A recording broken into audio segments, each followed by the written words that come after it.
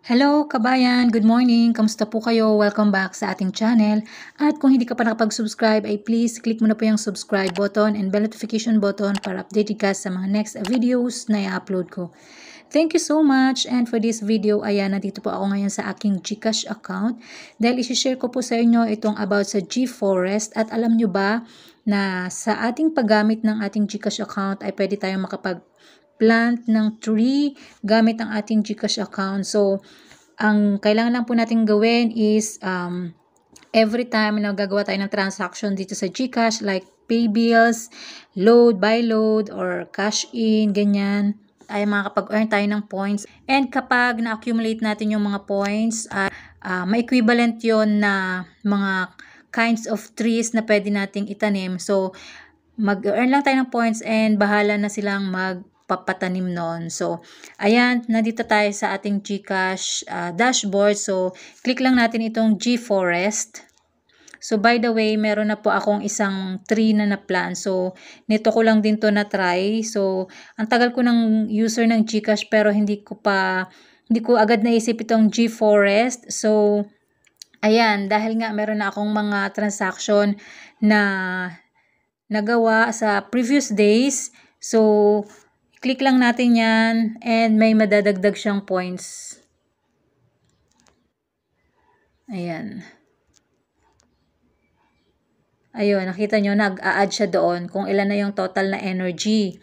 So, by the way, pangalawang trick ko na to. Ayan, i-collect lang muna natin siya. So, ayan, nasa 12,480 na, and then meron pa ulit. So, ito yung mga previous na transaction ko. So, ayan, accumulate lang natin.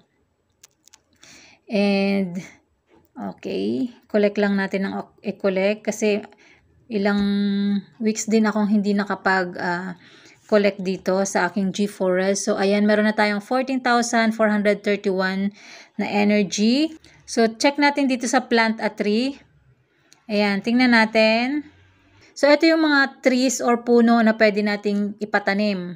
And then, nandyan na rin yung lugar. For example, ito, looproot mangroves. Itong coconut. Dwarf coconut, woolly mangrove.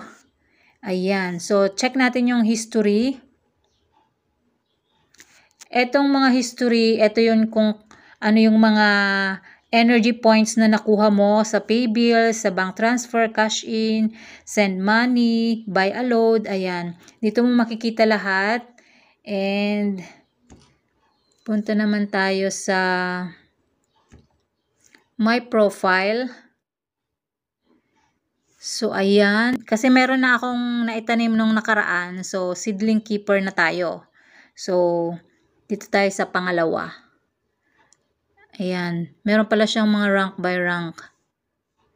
So, kapag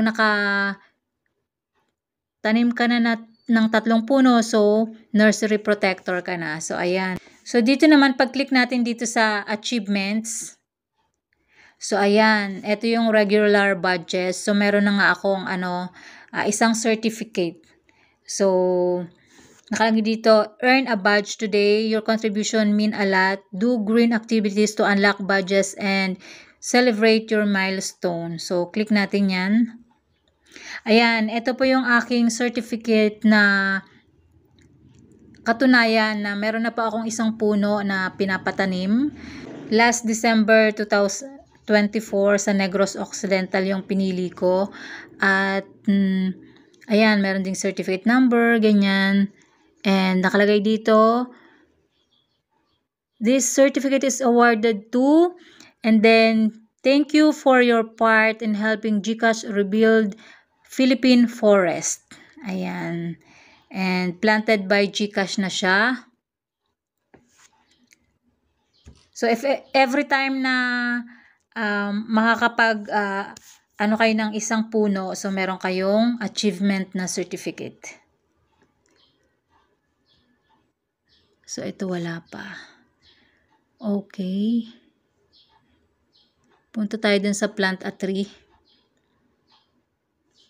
So, di ba meron na akong 14,431 na energy. So, kung ito yung pipiliin ko, kulang pa ako ng 4,600 plus. So, ito naman, kulang pa ng 2,600. Ayan. So, kailangan mo lang siyang makompleto. If ever, halimbawa, kailangan mo itong woolly mangrove. So, meron pa akong kulang na nasa 2,000 plus. So, if ever na makompleto ko na yan, so pwede ko nang piliin ito at ipatanim ulit doon sa Negros Occidental. Same yung last na puno na pinatanim ko. So, nasa sa inyo po kung anong puno yung gusto nyong ipatanim at kung saang lugar nyo po pwede ipatanim. Ayan. So, gamit ang GCash ay pwede pa rin tayong makatulong sa ating pag-rebuilding ng ating reforestation sa ating bansa. So, dito naman, ito yung mga updates from GCash and about sa G-Forest planting, tree planting. Ayan. So, as of today, so, based sa updates nila, meron ng 22,390,745 people going green. So, marami-rami na tayong nakapag-join dito para sa mission ng planting ng mas marami pang puno dito sa ating bansa. So, ayun guys, if ever, palagi naman po kayong gumagamit ng GCash, why not try itong G-Forest para kahit online lang tayong nagtatransact is meron pa rin tayong contribution sa ating rebuilding ng forest dito sa ating bansa. So, ayun, sana po ay nakatulong ito and start na po kayong mag-collect ng energy dito sa ating G-Forest, sa ating GCash account. So, ayun lang po muna for this video. Thank you so much for watching. Bye!